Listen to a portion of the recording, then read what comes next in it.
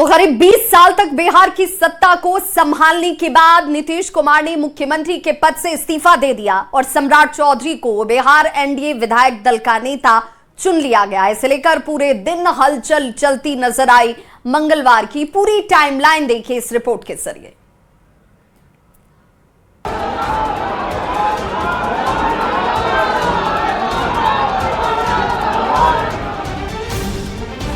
अप्रैल 2026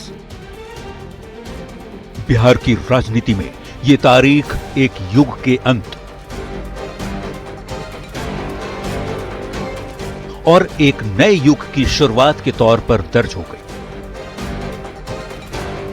सुबह आम दिनों की तरह ही हुई, लेकिन घड़ी की सुई जैसे जैसे आगे बढ़ी, सियासी घटनाक्रम उतना ही तेज होता गया। सुबह के 9 बजे होंगे जब मुख्यमंत्री आवास एक अणे मार्ग में हलचल तेज हुई। जेडीयू के बड़े नेता संजय झा, ललन सिंह, विजय चौधरी मुख्यमंत्री आवास पहुंचे। घड़ी की सुई में जैसे ही 10 बजे सम्राट चौधरी भी मुख्यमंत्री आवास पहुंच गए।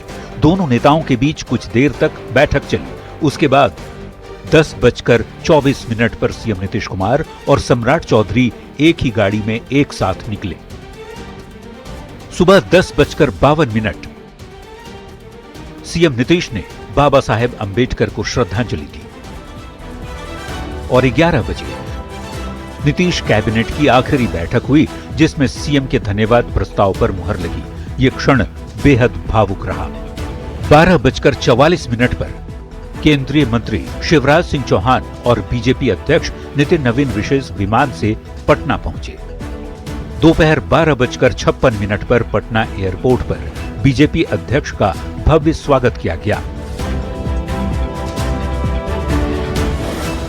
दोपहर करीब 2:30 बजे के आसपास बीजेपी के राष्ट्रीय अध्यक्ष नितिन नवीन के साथ बीजेपी के नेता नीतीश कुमार से मिलने पहुंचे।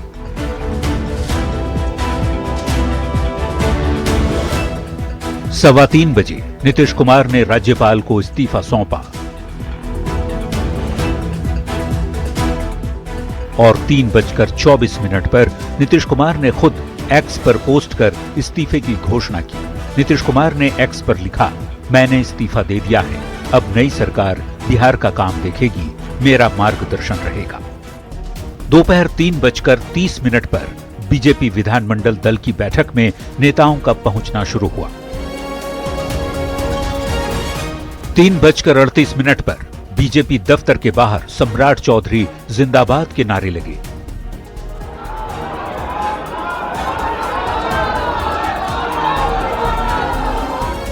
और शाम 4 बजे सम्राट चौधरी को बीजेपी विधानमंडल दल का नेता चुन लिया गया।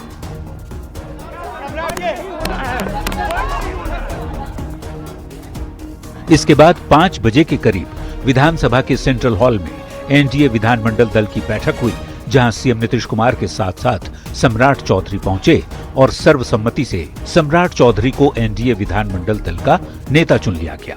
इसके बाद एनडीए के नेता लोक भवन पहुंचे और नई सरकार बनाने का दावा पेश किया। Bureau report, news 18।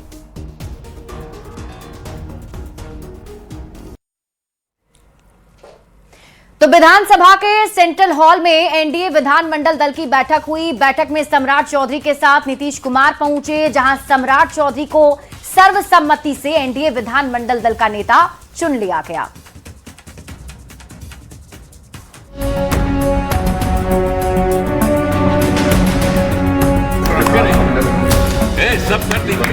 देश की राजनीति में ऐसी तस्वीरें शायद कभी कभार ही देखने को मिलती है, जब किसी एक पार्टी का कोई नेता और 20 सालों तक मुख्यमंत्री का पद संभालने वाला व्यक्ति किसी दूसरे पार्टी से बनने वाले भावी मुख्यमंत्री को इस ढंग से कंधे पर हाथ रखकर आशीर्वाद दे, अपने हाथों से माला पहनाए और सामने वाला भी झुककर पांव छूकर आशीर्वाद दे।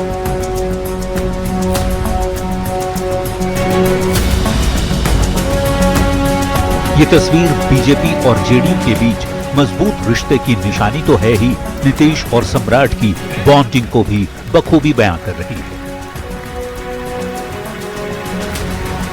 मौका था नए मुख्यमंत्री के नाम पर मुहर लगाने के लिए बुलाए गए एनडीए विधानमंडल दल की बैठक का। विधानमंडल का सेंट्रल हॉल एनडीए विधायकों नेताओं से खचाखच भरा था। जैसे ही शाम के 5 बजे बिहार के कार्यकारी मुख्यमंत्री नीतीश कुमार बिहार के भावी मुख्यमंत्री सम्राट चौधरी के साथ सेंट्रल हॉल में एंट्री करते हैं। आगे आगे हाथ जोड़े नीतीश कुमार और उनके पीछे पीछे अब तक साए की तरह चलने वाले सम्राट चौधरी। जैसे ही नीतीश और सम्राट की सेंट्रल हॉल में एंट्री होती है, सभी लोग खड़े हो जाते हैं। नीतीश कुमार और सम्राट चौधरी दोनों ही हाथ जोड़े सबका अभिवादन करते हैं।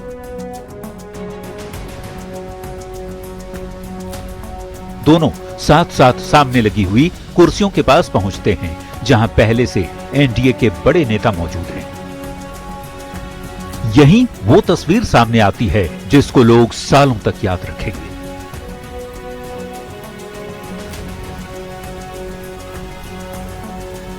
नीतीश कुमार सम्राट चौधरी का पीठ थपथपाते हैं, माला पहनाते हैं और सम्राट चौधरी पैर छूकर उनका आशीर्वाद लेते हैं।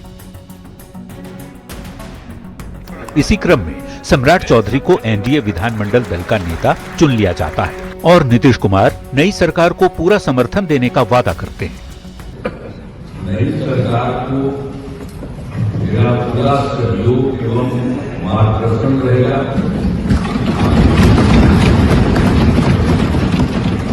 बहुत अच्छा काम होगा तथा बिहार बहुत आगे बढ़ेगा।